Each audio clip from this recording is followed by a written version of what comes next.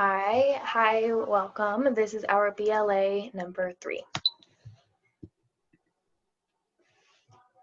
So first question is about selective screening and the process of it. And so the process is basically having a specified focus while having high retention from it.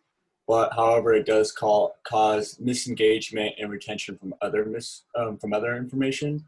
So that in turn creates inaccuracy in the full scope of what needs to be observed.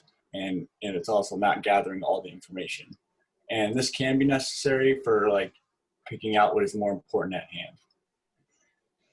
All right, and then the next question was, as human beings, are we able to avoid stereotyping? If not, in what ways can we mitigate the potentially negative effects on them? And to that, I wrote, when looking at the human brain, there are 2 opposing theories that discuss stereotyping. One being there is the human being that is controlled by unconscious actions of the brain, and then on the other hand, they are responsible for their behavior because they are able to control themselves. And depending on which theory is looked at, there are obviously different answers for each question. If stereotyping is said above to be inevitable, and it is just a brain function, there are ways to mitigate the negative effects from them. For example, I believe meeting and getting to know people for who they are is one of the best possible ways to fight stereotyping others. When you meet someone, you immediately stereotype, but as you get to know them and they break your stereotype or go against the stereotype you had in your mind, it would then change your outlook on that specific stereotype your brain has assigned to people, and therefore mitigate the negative effects of stereotyping. So with fundamental attribution error, my example was a manager may express anger. Therefore, it causes the employees to assume or think that they're just an angry person, whereas it's the employee's environment of being lazy or disrespectful that is causing the manager to be angry. And then self-serving bias. A job applicant gets hired and believes they were hired because of their achievements, as well as a strong interview. And then with a previous application where they might have been rejected, they would say the interviewer may not have liked them.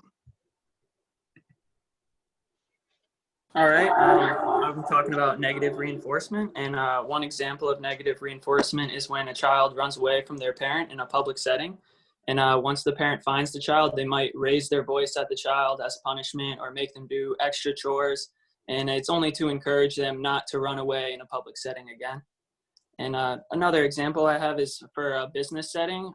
Negative reinforcement could be when an upper level manager has to put an employee on 2 weeks suspension because of them breaking company policy. And it's a negative consequence, but the manager must take that action to enforce the company policy and hopefully get the employee to start acting in a better manner.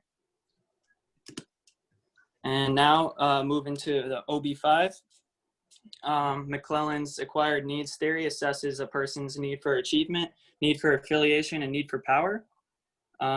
So you should give a serious thought about becoming a manager if you have traits like these, because they are critical in becoming an effective manager. A high need for affiliation means that you desire to form close relationships, avoid conflict, and establish a good rapport with other employees. And then a low need for power is also important because it keeps a manager grounded and focused on the goals of the employees rather than themselves. A low need for power is good for management because they won't try to take full control of the group and rather guide them in the right direction to everyone accomplishing their goals. So this question's asking about Herzberg's 2-factor theory. Which factors should be addressed first by managers, hygiene or motivation? I said motivator factors. Hygiene only affects job dissatisfaction rather than job satisfaction. Motivators give senses of achievement and high performance. Motivator factors also improve job satisfaction, and then they also have a stronger influence over their employees. All right, so the next question was choose one process theory and apply it to an organization which you're familiar with. Process theories focus on how cognitive processes, individual thoughts, and decision tendencies, and then influence work behavior. And within that, there are 3 process theories discussed within OB Chapter 5, those being equity theory, expectancy theory, and goal setting theory. So the one I chose today was goal setting. And goal setting can be defined as setting goals that involve the development of an action plan designed to motivate and guide a person or group towards a goal. In the book, it dove into research that was done on goal setting theory, and it was found that difficult goals lead to higher performance than general/easy goals do. And the organization that I found successfully uses this theory is a place called One Stop Nutrition. At this specific place, each month there is a sales goal that the staff sets for the workers that is generally higher than the month prior. Then broken down, the workers are given specific numbers that are expected to be hit each day, and the sales per person is calculated, and workers with the best sales receive rewards.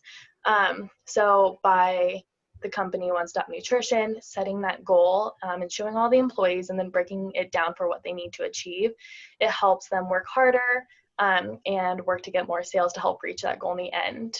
And that is how they are applying the goal setting theory. All right, so there's a distinct difference between goal setting and management by objectives. So with goal setting is using more a sense of direction, and it's used in a long-term aspect, and they're also vague, and they help leave more room so there's easier of a way to accomplish them. Since it's a long period of time, companies adapt, so it makes it more achievable.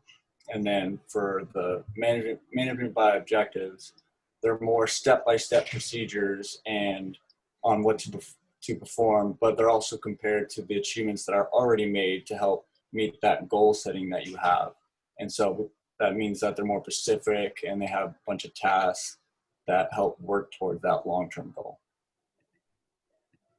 And that is it for our BLA number 3. Thank you. Thanks. Thanks.